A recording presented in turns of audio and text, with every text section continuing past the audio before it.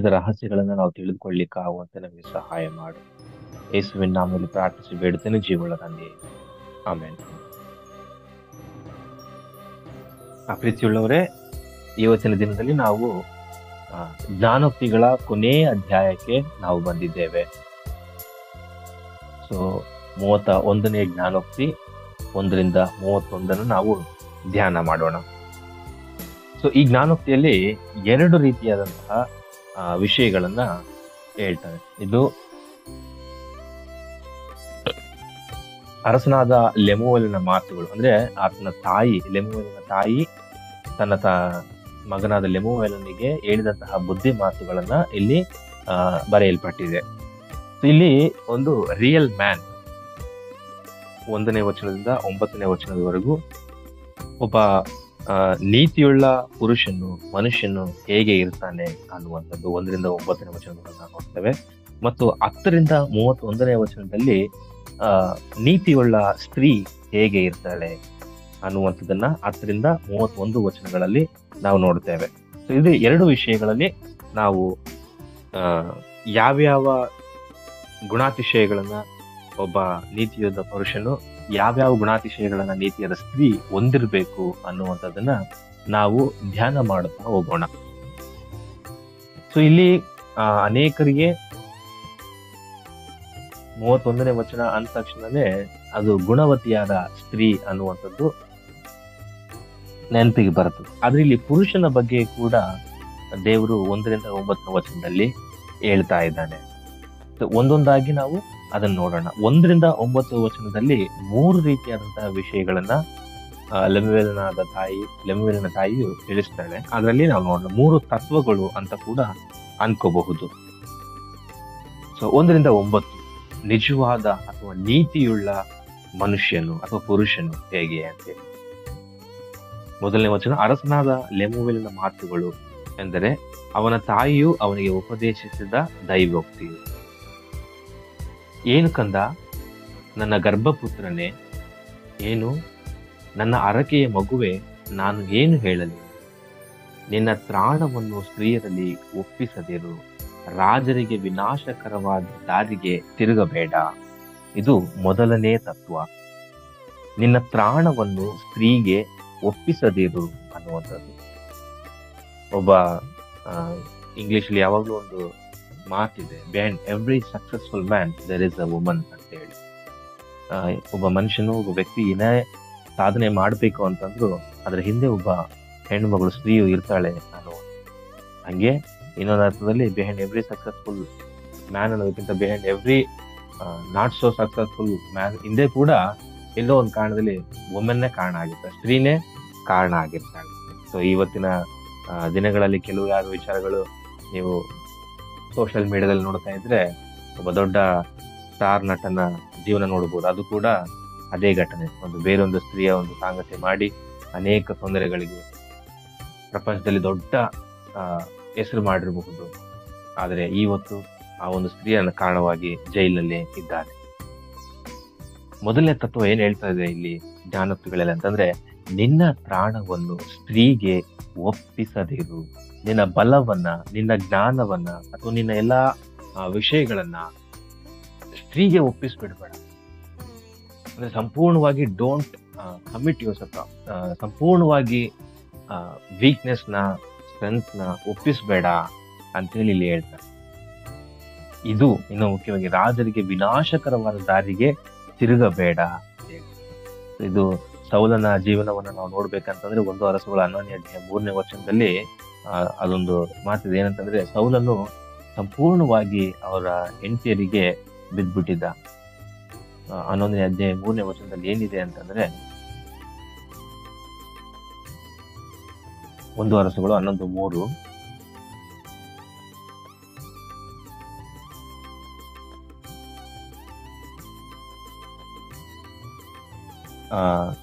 ಅವನಿಗೆ ರಾಜವಂಶದವರಾದ 700 ಮಂದಿ ಪತ್ನಿಯರಲ್ಲದೆ 300 ಮಂದಿ ಉಪಪತ್ನಿಯರಿದ್ದರು. ಈ ಸ್ತ್ರೀಯರು ಅವನ ಮನಸ್ಸನ್ನು ಕೆಡಿಸಿಬಿಟ್ಟರು. ಅವನು ವೃದ್ಧನಾದಾಗ ಇವರು ಅವನ ಹೃದಯವನ್ನು ಅನ್ಯ ದೇವತೆಗಳಿಗೆ ಕಡೆಗೆ ತಿರುಗಿಸಿದರು. ಈ ಕಾರಣದಿಂದ ಅವನು ತನ್ನ ದೇವರಾದ ಯೆಹೋವನಲ್ಲಿಟ್ಟಿದ್ದ ಯಥಾರ್ಥ ಭಕ್ತಿಯನ್ನು ಕಳೆದುಕೊಂಡನು.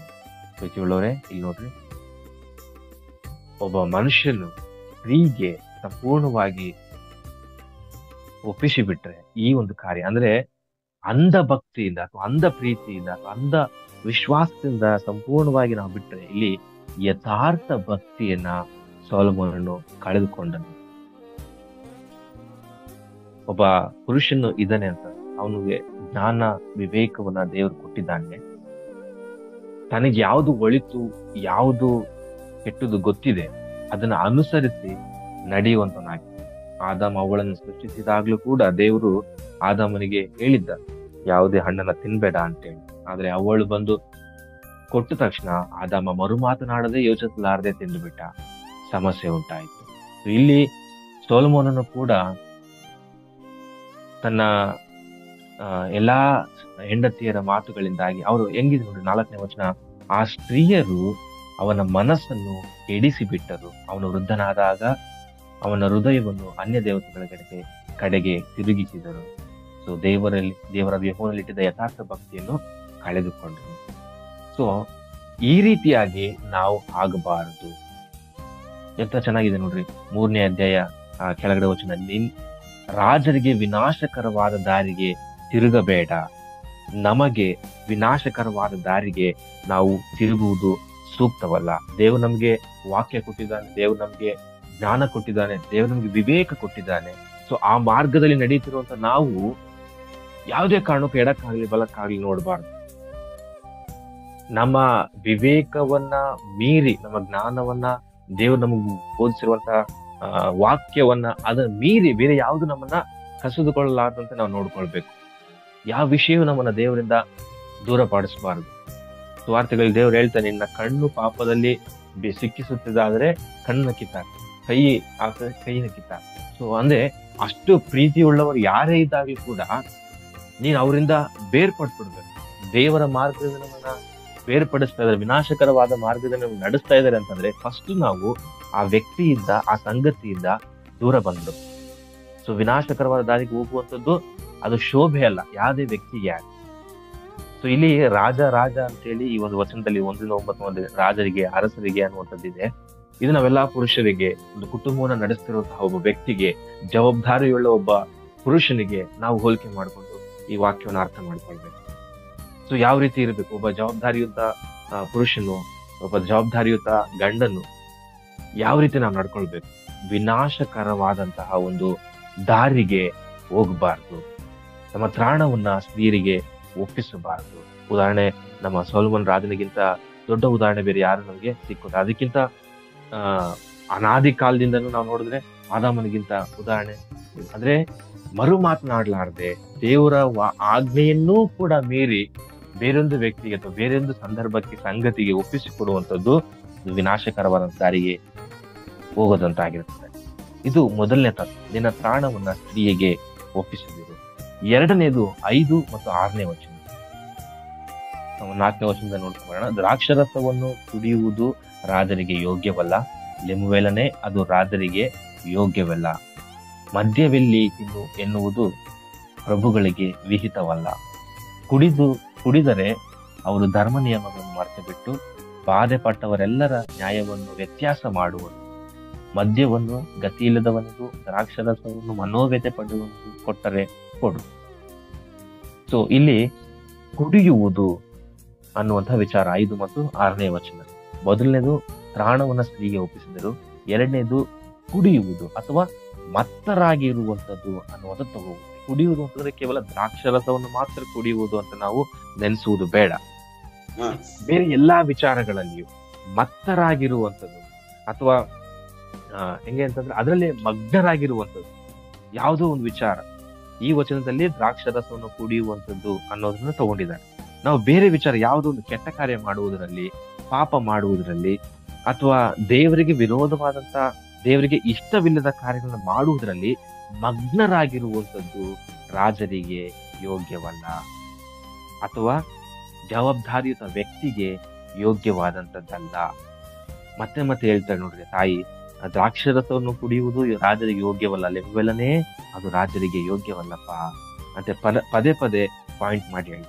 ಸೊ ಮತ್ತರಾಗಿರುವಂಥದ್ದು ಅಥವಾ ಮಗ್ನರಾಗಿರುವಂಥದ್ದು ಅದು ಜವಾಬ್ದಾರಿಯುತ ಮಗನಿಗೆ, ವ್ಯಕ್ತಿಗೆ ಯೋಗ್ಯವಾದಂಥದ್ದಲ್ಲ. ಎಫೆಸದವರಿಗೆ ಬರೆದ ಪತ್ರಿಕೆ 5ನೇ ಅಧ್ಯಾಯ 18ನೇ ವಚನದಲ್ಲಿ ಒಂದು ಮಾತು ನಾವು ನೋಡ್ತೇವೆ, ಏನಂತಂದ್ರೆ ಪಟಿಂಗನಾಗಿರಬಾರದು. ಎಫೆಸ 5:18 ಮದ್ಯಪಾನ ಮಾಡಿ ಮತ್ತರಾಗಿರದು, ಅದರಿಂದ ಪಟಿಂಗತನವು ಹುಟ್ಟುತ್ತದೆ. ಮತ್ತರಾಗಿರುವಂತ ಅನೇಕರಿಗೆ ಬೇರೆ ಬೇರೆ ರೀತಿಯಾದಂತಹ ಒಂದು ಏನು ಅಭ್ಯಾಸ ಅಥವಾ ಚಟ ಇರ್ತದೆ. ಬೇರೆ ಬೇರೆ ರೀತಿಯಾದಂತಹ ಒಂದು ಅಡಿಕ್ಷನ್ ಇರ್ತದೆ. ಒಬ್ರಿಗೆ ಅಧಿಕಾರದ ಮೇಲೆ ಅಡಿಕ್ಷನ್, ಇದು ನನ್ನ ಕೈ ತಪ್ಪು ಹೋಗ್ಬಿಟ್ರೆ ಜನರು ನನಗೆ ಮರ್ಯಾದೆ ಕೊಡಲ್ಲ, ಈ ಸ್ಥಾನದಿಂದ ನಾನು ಇಳಿದು ಬಿಟ್ರೆ ನನ್ನ ಗೌರವ ಕಮ್ಮಿ ಆಗೋಗುತ್ತೆ, ಜನ ನನ್ನ ಹೆಂಗ್ ನೋಡ್ತಾರೋ ಅಂತೇಳಿ ಕೆಲವರಿಗೆ ಅಧಿಕಾರದ ಒಂದು ಅಡಿಕ್ಷನ್ ಇರ್ತದೆ. ಕೆಲವರಿಗೆ ಬೇರೆ ಬೇರೆ ಕುಡಿಕತನ ಅಥವಾ ಕೆಟ್ಟ ಕೆಟ್ಟ ಗುಣ, ಕೆಟ್ಟ ಕೆಟ್ಟ ನಡತೆ, ಅದ್ರಗಳ ಮೇಲೆ ಅಡಿಕ್ಷನ್ ಇರುತ್ತೆ. ಸೊ ಇದರಿಂದ ಹೊರ ಬಂದ್ಬಿಟ್ರೆ ನಾನು ಡಿಪ್ರೆಷನ್ಗೆ ಹೋಗ್ಬಿಡ್ತೀನಿ ಅನ್ನೋ, ಇದರಿಂದ ನಾನು ಕೆಳಗಿಳಿದು ಬಿಟ್ರೆ ಅಥವಾ ಇದರಿಂದ ಆಚೆ ಬಂದ್ಬಿಟ್ರೆ ನಾನು ತೊಂದರೆಗೆ ಒಳಗಾಗ್ಬಿಡ್ತೀನಿ ಅನ್ನೋ ಅಂತೇಳಿ ಅವರ ಆಲೋಚನೆಗಳಲ್ಲಿಯೇ ವಿಚಾರ ಮಾಡ್ತಾ ಇರ್ತಾರೆ. ಸೊ ಅದು ಆತರ ಇರಬಾರ್ದು. ಮತ್ತರಾಗಿ ಪಟಿಂಗರಾಗಿ ನಾವು ಇರಬಾರ್ದು. ದೇವರಲ್ಲಿ ನಾವು ಸಂಪೂರ್ಣ ಒಂದೊಂದು ಕ್ರಿಸ್ತನಲ್ಲಿ ಹುಚ್ಚರಾಗಿರ್ಬೇಕು ಅನ್ನೋ ಒಂದು ಮಾತು. ಆ ರೀತಿ ನಾವಿರ್ಬೇಕು.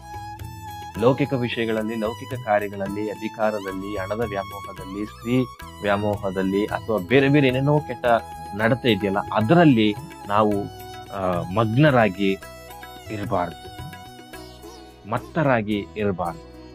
ಸೊ ಇನ್ನು ಕುಡಿಯುವುದು ಮಾತ್ರ ಅಲ್ಲ, ಯಾವುದೆಲ್ಲ ನಮ್ಮನ್ನ ಮತ್ತರನ್ನಾಗಿ ಮದವೇರಿಸ್ತದೋ, ಯಾವ ವಿಷಯವೆಲ್ಲ ನಮಗೆ ಮದವೇರಿಸ್ತಾ ಇದೆಯೋ ಅದು ಯಾವುದು ರಾಜರಿಗೆ ಯೋಗ್ಯವಲ್ಲ ಅಥವಾ ಜವಾಬ್ದಾರಿಯುತ ವ್ಯಕ್ತಿಗೆ ಯೋಗ್ಯವಲ್ಲ, ಅದು ವಿಹಿತವಲ್ಲ ಅನ್ನುವಂಥದ್ದನ್ನ ನಾವು ತಿಳ್ಕೊಳ್ಬೇಕು. 3ನೇದು 6 ಮತ್ತು 8 ವಚನ. ಮದ್ಯವನ್ನು ಗತಿಯಿಲ್ಲದವನಿಗೂ ದ್ರಾಕ್ಷರಸವನ್ನು ಮನೋವ್ಯಥೆ ಪಡೆದವನಿಗೂ ಕೊಟ್ಟರೆ ಕೊಡು, ಕುಡಿದು ಬಡತನವನ್ನು ಮರೆತು ಬಿಡಲಿ, ಶ್ರಮೆಯನ್ನು ಇನ್ನೂ ಜ್ಞಾಪಕಕ್ಕೆ ತಾರದಿರಲಿ. ಬಾಯಿ ಇಲ್ಲದವರಿಗೂ ಹಾಳಾಗಿ ಹೋಗುತ್ತಿರುವವರೆಲ್ಲರಿಗೂ ನ್ಯಾಯವಾಗುವಂತೆ ಬಾಯಿ ತೆರೆ. ಇದು ಬಾಯಿ ತೆರೆ ಅನ್ನುವಂತಹ ವಿಚಾರ. ಅಂದ್ರೆ ಒಂದು ನೀತಿಯುಳ್ಳ ಕೆಲಸವನ್ನ ಮಾಡು, ನಿನಗೆ ಸಾಧ್ಯವಾದಷ್ಟು ಒಂದು ವಿಹಿತಕರವಾದಂತಹ ಅಂದ್ರೆ ಹಿತಕರವಾದಂತಹ ವಿಚಾರವನ್ನ ನೀನು ನಡೆಸು ಅನ್ನುವಂಥದ್ದು ಒಂದು ಒಳ್ಳೆಯ ಪುರುಷರ ಲಕ್ಷಣ. ಮೊದಲನೇದು, ನಿನ್ನ ಪ್ರಾಣವನ್ನ ಸ್ತ್ರೀಗೆ ಒಪ್ಪಿಸಬೇಡ. 2ನೇದು, ಮತ್ತರಾಗಬೇಡ, ಮದ ಹಿರಿದವರಾಗಿರಬೇಡ ಅಥವಾ ಕುಡಿದು ಪಟಿಂಗರಾಗಿರಬೇಡ. ಅದು ಬರೀ ಕುಡುಕತನ ಮಾತ್ರ ಅಲ್ಲ. ನಮ್ಮಲ್ಲಿ ಅನೇಕರಿಗೆ ದೇವರ ವಾಕ್ಯ ಹೇಗಿರುತ್ತೆ ಅಂತಂದ್ರೆ, ಒಂದೇ ಪದದ ಅರ್ಥ ಬೇರೊಂದು ಪದಗಳಿಗೆ ನಾವು ಹೋಲಿಸಿ ಅಥವಾ ಬೇರೊಂದು ಕ್ಯಾರೆಕ್ಟರಿಸ್ಟಿಕ್ಸ್ ನಾವು ಹೋಲಿಸಿ ಅರ್ಥ ಮಾಡ್ಕೊಳ್ಬೇಕಾಗಿದೆ. ಸೊ ಹಂಗೆ ಇಲ್ಲಿ ಕುಡಿಕತನ ಅಂತಂದ್ರೆ ಕೇವಲ ಮದ್ಯವನ್ನ ಸ್ವೀಕರಿಸುವುದು, ಕುಡಿಯುವುದು ಮಾತ್ರ ಅಲ್ಲ, ಮದ ಏರಿಸುವಂತಹ ಯಾವುದೇ ಕಾರ್ಯಗಳಿಗೂ ನಾವು ಅಂದ್ರೆ ಗುಲಾಮರಾಗಿ ಇರಬಾರ್ದು. 3ನೇದು, ಬಾಯಿ ತೆರೆ. ಯಾರಿಗೋಸ್ಕರ? ಬಡವರಿಗೋಸ್ಕರ ಮತ್ತು ನಿನಗೆ ಎಷ್ಟು ಸಾಧ್ಯ ಆಗುತ್ತೋ ಹಾಳಾಗಿ ಹೋಗುವಂತವರಿಗೋಸ್ಕರ, ಅವರಿಗೆ ನ್ಯಾಯ ಆಗುವಂತೆ ನೀನ್ ಬಾಯಿ ತೆರೆ. ಬಾಯಿ ತೆರೆದು ಧರ್ಮವನ್ನ ನಡೆಸು, ದೀನ ದರಿದ್ರರಿಗೆ ನ್ಯಾಯವನ್ನ ತೀರಿಸು, ನಿನ್ನದಾದಷ್ಟು ಒಳ್ಳೆಯ ಕಾರ್ಯಗಳನ್ನ ಇತರರಿಗೆ ನೀನ್ ಮಾಡು. ಇದು ನಿಜವಾದ ಪುರುಷರ ಲಕ್ಷಣಗಳು. ಈಗ 10ನೇ ವಚನದಿಂದ ಹಿಡಿದು 31ನೇ ವಚನದವರೆಗೂ ನಾವೇನ್ ನೋಡ್ತೀವಿ ಅಂದ್ರೆ, ಗುಣವತಿಯಾದ ಸತಿಯು. ಇಲ್ಲಿ ಹೆಂಡತಿ ಮಾತ್ರ. ಅನೇಕರು ಏನು ಅನ್ಕೊಂಡ್ಬಿಡ್ತಾರೆ ಅಂತಂದ್ರೆ, ಈ ವಿಷಯ ಮದುವೆ ಆದಾಗ ಕೆಲವು ಸಹೋದರಿಯರು ಅರ್ಥ ಮಾಡಿಕೊಳ್ಳುವಂಥದ್ದು. ಇದೆಲ್ಲ ಪಾಯಿಂಟ್ ಬಂದು ಮದುವೆ ಆದಾಗ ನಮಗೆ ಆಗುವಂತಹ ವಿಚಾರ, ಈಗ ನಮಗ ಅನ್ವಯಿಸುವುದಿಲ್ಲ, ನಾವಿನ್ನೂ ಕುಮಾರಿಯರಾಗಿರ್ತೀವಿ, ನಾವಿನ್ನೂ ಕನ್ಯರಾಗಿರ್ತೀವಿ, ನಾವು ಇದಿಲ್ಲ ಅನ್ನುವಂತಹ ಅರ್ಥದಲ್ಲಿ ಕೂಡ ಕೆಲವರು ಇರ್ತಾರೆ. ಸೊ ಇದು ಎಲ್ಲಾ ಹೆಣ್ಣು ಮಕ್ಕಳಿಗೂ ಹೋಲಿಸುವಂತಹ ವಿಚಾರ, ಎಲ್ಲಾ ಸ್ತ್ರೀಯರಿಗೂ ಅಳವಡಿಸಿಕೊಳ್ಳಬೇಕಾದಂತಹ ಒಂದು ಕ್ಯಾರೆಕ್ಟರಿಸ್ಟಿಕ್ಸ್ ಇದಾಗಿರ್ತದೆ. 10ರಿಂದ 31 ವಚನ. ಅನೇಕ ಬೋಧನೆಗಳು ನಿಮಗೆ ಆನ್ಲೈನ್ ನಲ್ಲಿ, ಇಂಟರ್ನೆಟ್ ಅಲ್ಲಿ ಈ ವಿಚಾರಗಳು ಸಿಗ್ತವೆ. ಕೀರ್ತನೆ 31 ಓಪನ್ ಮಾಡಿದ್ರೆ ನಮ್ಗೆ 10ರಿಂದ 31 ವಚನಗಳೇ ಜಾಸ್ತಿ ಎಕ್ಸ್ಪ್ಲನೇಷನ್ ಸಿಗ್ತವೆ. 1ರಿಂದ 9 ಸ್ವಲ್ಪ ಕಡಿಮೆ ಸಿಗ್ತವೆ. ಸೊ ಇದು ಬಹಳ ಪ್ರಾಮುಖ್ಯವಾದಂತಹ ವಿಚಾರ ಸ್ತ್ರೀಯರಿಗೆ. ಗುಣವತಿಯಾದ ಸತಿಯು ಎಲ್ಲಿ ಸಿಕ್ಕಾಳು? ಆಕೆಯು ಹವಳಕ್ಕಿಂತಲೂ ಬಹು ಅಮೂಲ್ಯಳು. ನೋಡ್ರಿ, ಒಂದು ಒಳ್ಳೆಯ ಗುಣ ಇರುವಂತಹ ಒಂದು ಸ್ತ್ರೀಯನ್ನ ಇಲ್ಲಿ ಹವಳಕ್ಕೆ ಅಂದ್ರೆ ಒಂದು ಅಮೂಲ್ಯವಾದಂತಹ ವಸ್ತುಗೆ ಹೋಲಿಸಲಾಗಿದೆ. ಅವಳಕ್ಕಿಂತಲೂ ಬಹು ಅಮೂಲ್ಯಳು ಅಂತ ಹೇಳ್ತಾರೆ. ಅಮೂಲ್ಯವಾದ ವಸ್ತು ಹೋಲಿಸಿ ಅದಕ್ಕಿಂತ ಶ್ರೇಷ್ಠಳು ಗುಣವತಿಯಾದ ಸತಿಯು. ಅಂದ್ರೆ ಒಂದು ಒಳ್ಳೆಯ ಗುಣವನ್ನ ಹೊಂದಿಕೊಂಡಿರುವಂತಹ ಒಂದು ಸ್ತ್ರೀಯು, ಒಳ್ಳೆಯ ಗುಣವನ್ನು ಹೊಂದಿರುವಂತಹ ಒಂದು ಹೆಣ್ಣು ಮಗಳು ಅವಳಕ್ಕಿಂತಲೂ ಬಹು ಅಮೂಲ್ಯಳು, ಬಹು ಶ್ರೇಷ್ಠಳು ಅನ್ನುವಂಥದ್ದನ್ನ ನಾವು ನೋಡ್ತೇವೆ. ಇಲ್ಲಿ ಅನೇಕ ನಮ್ಮ ಸಹೋದರಿಯರು ಇದನ್ನ ಅರ್ಥ ಮಾಡ್ಕೊಳ್ಬೇಕು. ಒಳ್ಳೆಯ ವಿಚಾರ ಮಾತ್ರ, ಒಳ್ಳೆಯ ಕಾರ್ಯಗಳು ಮಾತ್ರ ನಮ್ಮನ್ನ ಶ್ರೇಷ್ಠರನ್ನಾಗಿ ಮಾಡ್ತದೆ ಹೊರತು ನಮ್ಮ ಬಾಹ್ಯ ಸೌಂದರ್ಯ ಅಲ್ಲ. ಈ ವಚನವನ್ನು ನಾವು ಓದ್ತಾ ಇರ್ಬೇಕಂತಂದ್ರೆ ಎಲ್ಲ ನೀನು ಹೀಗಿರು ಅಂತೇಳಿ ಎಕ್ಸ್ಪ್ಲನೇಟರ್ ಮಾಡ್ತಾ ಹೋಗ್ತಾ ಇರ್ಬೇಕಾದ್ರೆ ಕೊನೆಯ 2 ವಚನಗಳಲ್ಲಿ ಹೇಳ್ತಾರೆ. 31 ಮತ್ತು 31ನೇ ವಚನದಲ್ಲಿ ಸೌಂದರ್ಯವು ನೆಚ್ಚತಕ್ಕದ್ದಲ್ಲ, ಲಾವಣ್ಯವು ನೆಲೆಯಲ್ಲ, ಯೆಹೋವನಲ್ಲಿ ಭಯಭಕ್ತಿಯುಳ್ಳವಳೇ ಸ್ತೋತ್ರ ಪಾತ್ರಳು ಅಂತೇಳಿ 30ನೇ ವಚನದಲ್ಲಿ ಬರ್ತದೆ. ನೋಡ್ರಿ, ಯಾಕೆ ಈ ವಿಚಾರವನ್ನ ಲಾಸ್ಟ್ಗೆ ಇಡಬೇಕು? ಯಾಕೆ ಈ ಒಂದು ವಚನವನ್ನ ಕೊನೆಗಿಡ್ಬೇಕು? ದೇವರಲ್ಲಿ ಭಯಭಕ್ತಿಯುಳ್ಳವಳೇ ಸ್ತೋತ್ರ ಪಾತ್ರಳು. ಹೆಣ್ಮಗಳಿಗೆ ಅಥವಾ ಒಂದು ಸ್ತ್ರೀಗೆ, ಒಬ್ಬ ಹುಡುಗಿಗೆ ಏನ್ ಇಷ್ಟ ಆಗತ್ತೆ ಅಂತಂದ್ರೆ ಆಕೆಯನ್ನ ಹೊಗಳ್ಬೇಕು. ಆಕೆ ಕಾರ್ಯಗಳನ್ನಾಗ್ಲಿ, ಆಕೆಯ ಅಂದ ಚಂದವನ್ನಾಗ್ಲಿ, ಅಥವಾ ಆಕೆ ಮಾಡುವಂತಹ ವಿಷಯಗಳನ್ನಾಗ್ಲಿ ನಾವು ಹೊಗಳ್ಬೇಕು. ಹೊಗಳಿದಾಗ ಆಕೆ ಇಷ್ಟಪಡ್ತಾರೆ. ಇಲ್ಲಿ ದೇವರ ವಾಕ್ಯದಲ್ಲಿ ಯಾರು ಹೊಗಳಿಕೆ ಪಾತ್ರಗಳಂತ ನೋಡಿದ್ರೆ ಯೆಹೋವನ ಭಯಭಕ್ತಿಯುಳ್ಳವಳೇ ಸ್ತೋತ್ರ ಪಾತ್ರಳು ಅಂತೇಳಿ. ಸೊ ಇದನ್ನ ಹಿಂದ್ಗಡೆಯಿಂದ ಮತ್ತೆ ಓಡ್ಕೊಂಡ್ಬಿಡಿ. ನಾನು ಯಾಕೆ ಹೇಳಕ್ ಇಷ್ಟಪಟ್ಟೆ ಲಾಸ್ಟ್ನೇ ವಚನ ಅಂತಂದ್ರೆ, ಒಂದು ಕಥೆ ಹೇಳ್ತೀವಿ ನಾವು, ಯಾವ್ದಾದ್ರು ಒಂದು ಕಥೆ, ಈ ತರ ಒಬ್ಬ ರಾಜ ಇದ್ದ, ಹಿಂಗಾದ ಅದ್ರ ಮಾರಲ್ ನಾವೇನ್ ಹೇಳ್ತೀವಿ, ಕೊನೆಗೆ ಹೇಳ್ತೀವಿ. ನೋಡು, ಹಿಂಗಿದ್ದಾಗ ಮಾತ್ರ ಈ ರಾಜನಿಗೆ ಈ ರೀತಿ ಒಳ್ಳೇದಾಯ್ತು, ಈ ತರ ಇದ್ದಾಗ ಮಾತ್ರ ಈ ವ್ಯಕ್ತಿಗೆ ಈ ತರ ಕಾರ್ಯ ಆಯ್ತು, ಒಂದು ಒಳ್ಳೇದಾಯ್ತು ಅಥವಾ ಕೆಟ್ಟದಾಯ್ತು ಅಂತೇಳಿ ಯಾವ ರೀತಿ ಒಂದು ಮಾರಲ್ ಸ್ಟೋರಿನ ನಾವು ಡಿಸೈನ್ ಮಾಡ್ತೀವೋ ಅದೇ ರೀತಿ ಒಂದು ವಚನಗಳನ್ನ ತುಂಬಾ ಚೆನ್ನಾಗಿ ಒಂದೊಂದಾಗಿ ಎಳೆಯಾಗಿ ಎಕ್ಸ್ಪ್ಲೇನ್ ಮಾಡ್ತಾ ಲಾಸ್ಟ್ ಅಲ್ಲಿ ಕನ್ಕ್ಲೂಷನ್ ಕೊಡ್ತಾನೆ. ಯೆಹೋವನಲ್ಲಿ ಭಯಭಕ್ತಿಯುಳ್ಳವಳೇ ಸ್ತೋತ್ರ ಪಾತ್ರಳು, ಆಕೆಯ ಕೈಗೆಲಸಕ್ಕೆ ಪ್ರತಿಫಲವನ್ನು ಸಲ್ಲಿಸಿರಿ, ಆಕೆಯ ಕಾರ್ಯಗಳ ಪುರದ್ವಾರಗಳಲ್ಲಿ ಆಕೆಯನ್ನ ಪ್ರಶಂಸಿಸಲಿ ಅಂತೇಳಿ ಕೊನೆಯ ವಚನ. ಸೊ ನಾನು ಇದನ್ನ ಫಸ್ಟ್ ಹೇಳ್ತಾ ಇದ್ದೀನಿ. ನೀವು 31ನೇ ಅಧ್ಯಾಯದ ಜ್ಞಾನೋಕ್ತಿ 31ನೇ ಅಧ್ಯಾಯದಲ್ಲಿರುವಂತಹ ಸ್ತ್ರೀಗಳು ನೀವು ಆಗಿರ್ಬೇಕಂತಂದ್ರೆ ಮೊದಲನೇ ವಿಷಯ, ಯೆಹೋವನಿಗೆ ಭಯಪಡ್ರ, ದೇವರಿಗೆ ಭಯಭಕ್ತಿಯುಳ್ಳವರಾಗಿ ನಡೆಯಿರಿ. ಕೀರ್ತನೆ 33ನೇ ಅಧ್ಯಾಯ 19ನೇ ವಚನದಲ್ಲಿ ಯೆಹೋವನಿಗೆ ಭಯಪಟ್ಟರೆ ಆತನು ನಮ್ಮನ್ನ ಕಾಯ್ತಾನೆ, ಆತನ ದೃಷ್ಟಿ ನಮ್ಮ ಮೇಲೆ ಇರ್ತದೆ. 33ನೇ ಅಧ್ಯಾಯ ಕೀರ್ತನೆ 19ನೇ ವಚನದಲ್ಲಿ ನಾವು ನೋಡುತ್ತೇವೆ. ಯೆಹೋವನಿಗೆ ಭಯಪಡರಾಗಿದೆ. ಸೊ 18ನೇ ವಚನ, ಕೀರ್ತನೆ 33 18ನೇ ವಚನ, ಯೆಹೋವನಾದರೂ ತನ್ನಲ್ಲಿ ಭಯಭಕ್ತಿಯುಳ್ಳವರನ್ನು ಕಟಾಕ್ಷಿಸುತ್ತಾನೆ, ತನ್ನ ಕೃಪೆಯನ್ನು ನಿರೀಕ್ಷಿಸುವವರನ್ನು ಲಕ್ಷಿಸುತ್ತಾನೆ.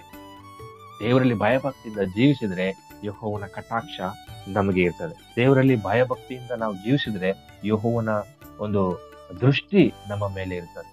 ತೆಲುಗಿನಲ್ಲಿ ಇದು ದೃಷ್ಟಿ ಅಂತ, ಯೆಹೋವನ ದೃಷ್ಟಿ ಅಂತ ಇದೆ. ಕನ್ನಡದಲ್ಲಿ ಕಟಾಕ್ಷ ಅಂತ ಹೇಳಿ ಟ್ರಾನ್ಸ್ಲೇಷನ್ ಆಗಿದೆ. ಸೊ ದೇವರ ದೃಷ್ಟಿ ನಮ್ಮ ಮೇಲೆ ಇರ್ಬೇಕಂತಂದ್ರೆ, ದೇವರ ಸಹಾಯ ಹಸ್ತ ನಮ್ಮಲ್ಲಿ ಇರ್ಬೇಕು ಅಂತಂದ್ರೆ ಮೊದಲನೇದು ದೇವರ ಭಯ ನಮ್ಮಲ್ಲಿ ಇರಬೇಕು. ಆದಾಗ ಮಾತ್ರ ನಮಗೆ ಆತನ ಆಶೀರ್ವಾದ ಎಲ್ಲ ಸಿಗ್ಲಿಕ್ಕೆ ಸಾಧ್ಯ. ಮತ್ತೆ 103ನೇ ಅಧ್ಯಾಯ 13ನೇ ವಚನದಲ್ಲಿ ಕೂಡ ತಂದೆಯು ಮಕ್ಕಳನ್ನ ಕನಿಕರಿಸುವಂತೆ ಯೆಹೋವನು ತನ್ನಲ್ಲಿ ಭಯಭಕ್ತಿಯುಳ್ಳವರನ್ನು ಕನಿಕರಿಸುತ್ತಾನೆ. ಆತನು ನಮ್ಮ ಪ್ರಕೃತಿಯನ್ನು ಬಲ್ಲನು, ನಮ್ಮೆಲ್ಲಾ ಕಾರ್ಯಗಳು ಆತನಿಗೆ ಗೊತ್ತು, ನಮ್ಮೆಲ್ಲಾ ಆಲೋಚನೆಗಳು ಆತನಿಗೆ ಗೊತ್ತು. ಹಾಗಾಗಿ ನಾವು ಆತನಲ್ಲಿ ಭಯಭಕ್ತಿಯುಳ್ಳವರಾಗಿ ನಡೆದುಕೊಂಡ್ರೆ ನಾವೇನ್ ಮಾಡ್ತೇವೆ, ಎಲ್ಲಾ ವಿಚಾರಗಳನ್ನ ಆತನಿಗೆ ಅನುಕೂಲವಾಗಿ ನಡೆಯುವಂತೆ ನಮ್ಮನ್ನು ಪ್ರಚೋದಿಸ್ತಾರೆ. ಹೀಗೆ ಸ್ತ್ರೀಯರು ಈ ಎಲ್ಲಾ ಕಾರ್ಯಗಳು ಇಲ್ಲಿರುವಂತಹ ಒಂದೊಂದಾಗಿ ನಾವೇನ್ ನೋಡ್ತೀವಿ 11ನೇ ವಚನದಿಂದ, ಆ ಎಲ್ಲಾ ಕಾರ್ಯಗಳು ನಮ್ಮಲ್ಲಿ ಆಗ್ಬೇಕಂತಂದ್ರೆ ನಾವು ಯೆಹೋವನಲ್ಲಿ ಭಯಭಕ್ತಿಯುಳ್ಳವರಾಗಿ ನಡ್ಕೊಳ್ಬೇಕು. ಈಗ ಮತ್ತೆ 11ನೇ ವಚನದಿಂದ ಬರೋಣ. ಗುಣವತಿಯಾದ ಸತಿಯು ಎಲ್ಲಿ ಸಿಕ್ಕಾಳು, ಆಕೆ ಅವಳಕ್ಕಿಂತಲೂ ಬಹು ಅಮೂಲ್ಯಳು. ಪತಿ ಹೃದಯವು ಆಕೆಯಲ್ಲಿ ಭರವಸೆ ಬಿಡುವುದು, ಅವನು ಕೊಳ್ಳೆಯಾಗಿ ಸಂಪಾದಿಸುವನು. ಪ್ರತಿಯೊಳರು ನೋಡ್ರಿ, ನಿಮ್ಮ ಕುಟುಂಬ ಪ್ರಿಯರೇ, ನಿಮ್ಮ ಕುಟುಂಬ, ನಿಮ್ಮ ಗಂಡ, ನಿಮ್ಮ ಮಕ್ಕಳು ಸಂಪಾದಿಸಬೇಕು ಅಂತಂದ್ರೆ ಮೊದಲು ನೀವು ಗುಣವತಿಯಾಗಿರ್ಬೇಕು. ಮೊದಲು ನೀವು ಒಳ್ಳೆಯ ಮಾರ್ಗದಲ್ಲಿ ನಡೆಯುವವರಾಗಿರ್ಬೇಕು. ಆಕೆಯು ಜೀವಮಾನದಲ್ಲೆಲ್ಲ ಅವನಿಗೆ ಅಹಿತವನ್ನು ಮಾಡದೆ ಹಿತವನ್ನೇ ಮಾಡುತ್ತಿರುವರು. ಕುಟುಂಬಕ್ಕೆ, ಸ್ತ್ರೀಯರು, ಮದುವೆ ಆಗದೇ ಇರುವವರು ತಮ್ಮ ಕುಟುಂಬ ಚೆನ್ನಾಗಿರ್ಬೇಕು ಅಂತಂದ್ರೆ ನಿಮ್ಮ ಕುಟುಂಬಕ್ಕೆ, ನಿಮ್ಮ ತಂದೆ ತಾಯಿಗಳಿಗೆ ಹಿತವಾಗುವಂತ ಕಾರ್ಯಗಳನ್ನು ಮಾಡಿದಾಗ ನೀವು ಗುಣವತಿಯರಾಗಿರ್ಬೇಕು. ಮದುವೆ ಆಗದಂತ ಸ್ತ್ರೀಯರೇ, ನಿಮ್ಮ ಗಂಡನು ಹೇಳಿಗೆ ಕಾಣಬೇಕು ಅಂತಂದ್ರೆ, ನಿಮ್ಮ ಪುರುಷನು ಹೇಳಿಗೆ ಕಾಣಬೇಕಂತಂದ್ರೆ ಹಿತವನ್ನೇ ಮಾಡುತ್ತಿರುವವರಾಗಿರ್ಬೇಕು. 13ನೇ ವಚನ. ಉಣ್ಣೆಯನ್ನು ಸೆಣಬನ್ನು ಹುಡುಕಿ ತಂದು ಕೈಗೆಲಸವನ್ನೆಸಗುವಳು, ವ್ಯಾಪಾರದ ಹಡಗುಗಳಂತೆ ದೂರದಿಂದ ಬೇಕಾದ ಆಹಾರವನ್ನು ತರುವಳು. ಅಂತಂದ್ರೆ ಕುಟುಂಬಕ್ಕೆ ಬೇಕಾದಂತ ಎಲ್ಲಾ ವಿಚಾರಗಳನ್ನ ತುಂಬಾ ಮುಂದಾಲೋಚನೆಯಿಂದನೇ ಸರಿ ಮಾಡ್ತಾಳೆ. ನಮ್ಮ ಕುಟುಂಬಕ್ಕೆ ಹಣದ ಪರಿಸ್ಥಿತಿಯಲ್ಲಿ ಹೀಗಿದ್ಯಾ, ಈ ರೀತಿ ಕೆಲಸ ಮಾಡಬೇಕು. ನಮ್ಮ ಕುಟುಂಬದಲ್ಲಿ ಆರೋಗ್ಯದ ಪರಿಸ್ಥಿತಿ ಹೀಗಿದ್ಯಾ, ಈ ತರ ಕಾರ್ಯಗಳನ್ನ, ಈ ತರ ಆಹಾರವನ್ನ ಸಿದ್ಧ ಮಾಡಬೇಕು ಅಂತೇಳಿ ಹಲವಾರು ವಿಚಾರಗಳನ್ನ ದೂರದೃಷ್ಟಿಯಿಂದ ಭವಿಷ್ಯವನ್ನ ತಿಳಿದುಕೊಂಡು ಯೋಚನೆ ಮಾಡಿಕೊಂಡು ನಡೆದುಕೊಳ್ಬೇಕು ಅನ್ನೋದು. 15ನೇದು. ಇನ್ನೂ ಕತ್ತಲಿರುವಾಗಲೇ ಎದ್ದು ಮನೆಯವರಿಗೆ ತೀನಿಯನ್ನಿಕ್ಕಿ ಹೊತ್ತುಗಳಿಗೆ ದಿನದ ಭತ್ಯವನ್ನು ಹಂಚುವಳು, ಹೊಲವನ್ನು ನೋಡಿ ಯೋಚಿಸಿಕೊಂಡು ಕೊಳ್ಳುವಳು, ತನ್ನ ಕೈಗೆಲಸದ ಲಾಭದಿಂದ ತೋಟ ಮಾಡಿಸುವಳು, ನಡುವಿಗೆ ಬಲವೆಂಬ ಪಟ್ಟಿಯನ್ನು ಕಟ್ಟಿಕೊಂಡು ತೋಳುಗಳನ್ನು ಶಕ್ತಿಗೊಳಿಸುವಳು, ವಿವೇಚಿಸಿ ಬಹುಲಾಭವೂ ಆಯಿತೆಂದು ತಿಳಿದುಕೊಳ್ಳುವಳು. ಆಕೆ ದೀಪವು ರಾತ್ರಿಯೆಲ್ಲ ಆರದು, ರಾಟೆಯ ಮೇಲೆ ಕೈ ಹಾಕಿ ಕದರನ್ನು ಹಿಡಿಯುವಳು, ಬಡವರಿಗೆ ಕೈ ಬಿಚ್ಚಿ ದಿಕ್ಕಿಲ್ಲದವರಿಗೆ ನೀಡುವಳು. ಈ ಎಲ್ಲಾ ವಿಚಾರಗಳು ಏನಂತಂದ್ರೆ ಸೋಮಾರಿಯಾಗಿ ಇರಲಾರ್ದಂತೆ ಅಥವಾ ಕುಟುಂಬವನ್ನ ಕೆಳಗಡೆ ಅವನತಿಗೆ ತರಲಾರ್ದಂತೆ ಮೇಲೆ ಮೇಲೆ ತಗೋಬೇಕು ಅನ್ನುವಂತಹ ನಿಟ್ಟಿನಲ್ಲಿ ಈ ಎಲ್ಲಾ ವಚನಗಳಿದಾವೆ. ಒಂದು ಯಾವಾಗ್ಲೂ ಸೋಮಾರಿಯಾಗಿ ಇರಬಾರದು, ಬಿ ಕ್ವಿಕ್ ಆಗಿರ್ಬೇಕು ಅನ್ನುವಂಥದ್ದು. ನೆಕ್ಸ್ಟ್ 21ರಲ್ಲಿ ಮನೆಯವರೆಲ್ಲರಿಗೂ ಸಕಾಲತೆಯನ್ನು ಒದಗಿಸುವುದರಿಂದ ಅವರ ವಿಷಯವಾಗಿ ಆಕೆಗೆ ಹಿಮದ ಭಯವಿಲ್ಲ. ತನಗಾಗಿ ರತ್ನಗಂಬಳಿಗಳನ್ನು ಮಾಡುವಳು, ಆಕೆ ಉಡುಪೋ ನಾರುಮಡಿ ರಕ್ತಾಂಬರ. ಆಕೆಯ ಪತಿಯು ನ್ಯಾಯಸ್ಥಾನದಲ್ಲಿ ದೇಶದ ಹಿರಿಯರ ಮಧ್ಯೆ ಕೂತಿರುವಾಗ ಪ್ರಸಿದ್ಧನಾಗಿ ಕಾಣುವನು. ನೋಡಿ, ಗುಣವತಿಯಾದ ಸತಿಯಿಂದಾಗಿ ಪುರುಷನು ಯಾವ ರೀತಿ ನ್ಯಾಯಸ್ಥಾನದಲ್ಲಿ ಹೆಂಗ್ ಕಾಣ್ತದೆ, ದೇಶದ ಹಿರಿಯರ ಮಧ್ಯೆ ಪ್ರಸಿದ್ಧನಾಗಿ ಕಾಣುವನು ಅಂತೇಳಿ. ನಾವು ಮಾಡುವಂತಹ ಕಾರ್ಯಗಳು, ಸ್ತ್ರೀಯರು ನೀವು ಮಾಡುವಂತಹ ಕಾರ್ಯಗಳಿಂದಾಗಿ ನಿಮ್ಮ ಕುಟುಂಬದವರು, ನಿಮ್ಮ ತಂದೆ ತಾಯಿಗಳು, ನಿಮ್ಮ ಗಂಡನು ಅವರಿಗೆ ಒಂದು ಪ್ರಸಿದ್ಧರಾಗಿ ಕಾಣ್ತಾರೆ, ಇಲ್ಲ ಕುಖ್ಯಾತಿಯವರಾಗಿ ಕಾಣ್ತಾರೆ.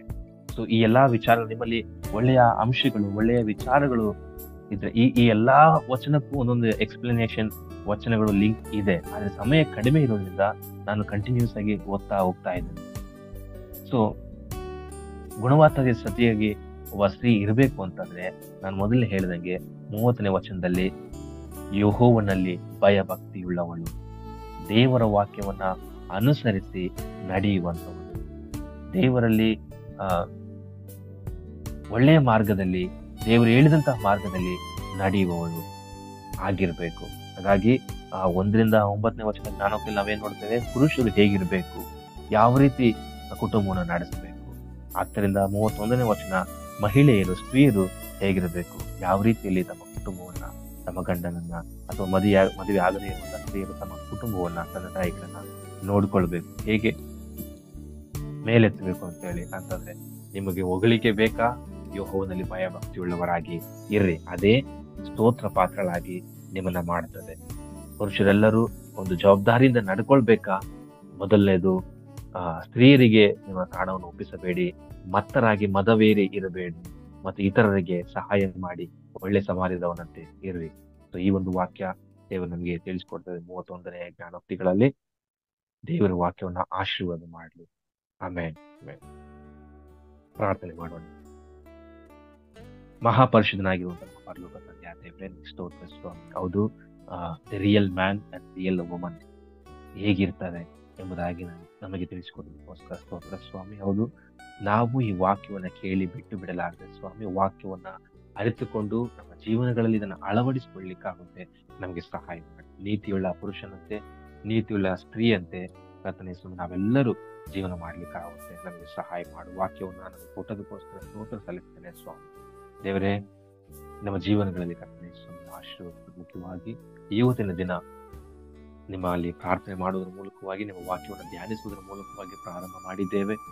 ದಿನವೆಲ್ಲವನ್ನ ಕರ್ತನೇ ಸ್ವಾಮಿ ನಾವು ಇದೇ ರೀತಿ ನಿನ್ನಲ್ಲಿಯೇ ನೆಲೆಗೊಂಡವರಾಗಿ ಜೀವಿಸ್ಲಿಕ್ಕಾಗುತ್ತೆ ಸಹಾಯ ಮಾಡು. ಪಾಪ ಕಾರ್ಯಗಳಾಗ್ಲಿ, ಕೆಟ್ಟ ಆಲೋಚನೆಗಳಾಗ್ಲಿ ನಮ್ಮ ಮನಸ್ಸಿನಲ್ಲಿ, ನಮ್ಮ ಆಲೋಚನೆಯಲ್ಲಿ ಬರಲಾರದೆ ದೇವರೇ ಪರಿಶುದ್ಧರಾಗಿ ಜೀವಿಸ್ಲಿಕ್ಕಾಗುತ್ತೆ ಸಹಾಯ ಮಾಡು.